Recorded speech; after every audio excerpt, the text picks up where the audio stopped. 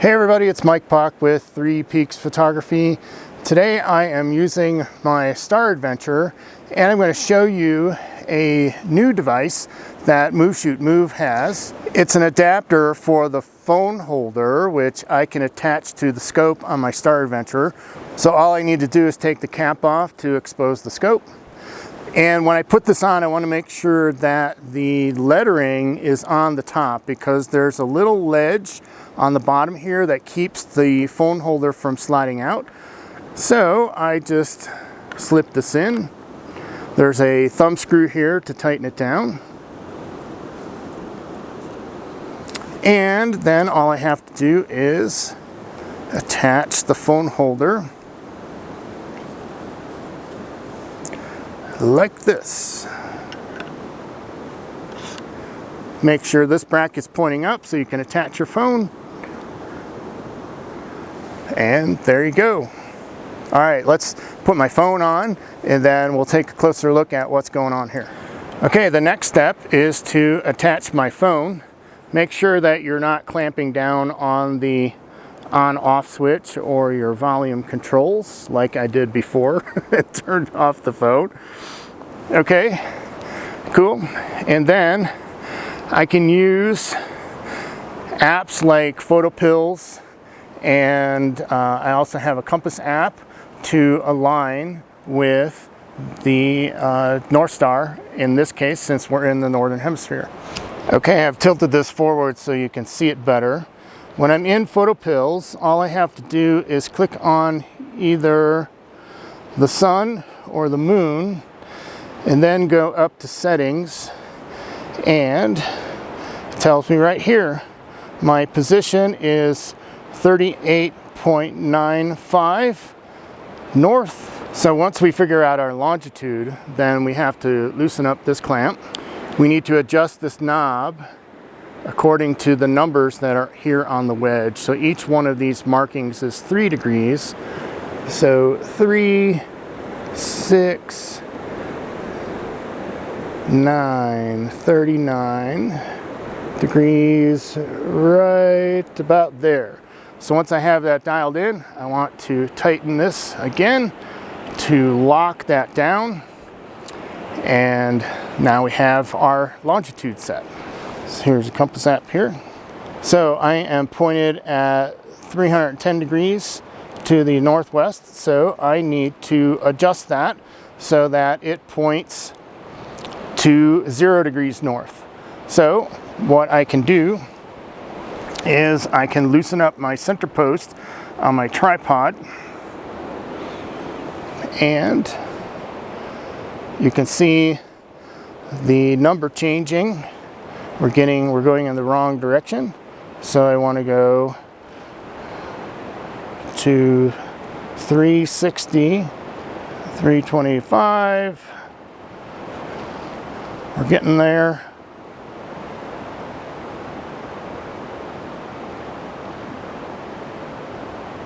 Zero. So now you can see that the phone is set to 0 degrees north. So I'm pointed directly north. So we should be good to go. Okay, I want to give you a closer look at these. This is the phone holder adapter designed by Stephen Barnes. And this is the phone holder, also made by Move, and of course my phone. So as I mentioned earlier, when you put this onto the StarAdventurer scope, make sure that these letters are facing up because there's a little lip right on the back edge of the clamp here that keeps the phone holder from slipping off. So all we need to do is, this is an Arca Swiss type of fitting, and all we need to do is slide that into here, and you can see that it stops. It catches on that little lip, so it stops right there. I tighten it down with this little vinyl screw, and we'll just have to pretend that it's on my StarAdventurer scope right now. And now we're ready for the phone. So just make sure you're not interfering with any of the buttons when you put this onto the clamp, and then tighten it down. And you are good to go.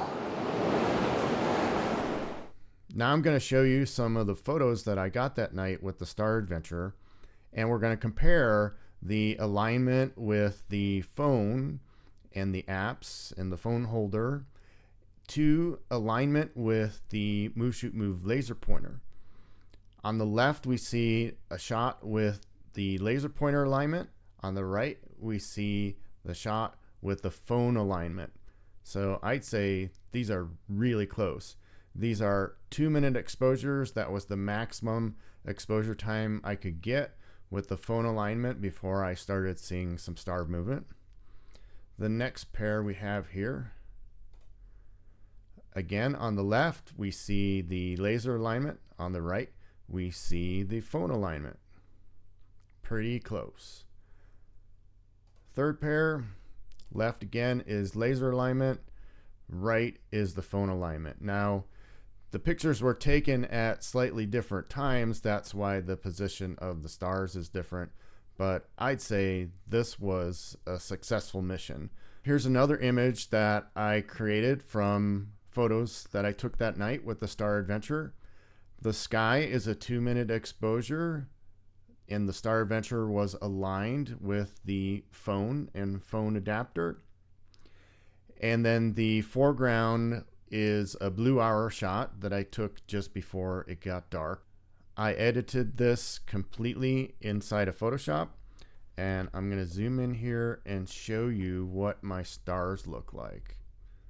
Looks like I got a couple of stuck pixels I need to fix, but that is awesome. Look at how nice and sharp and round those stars are.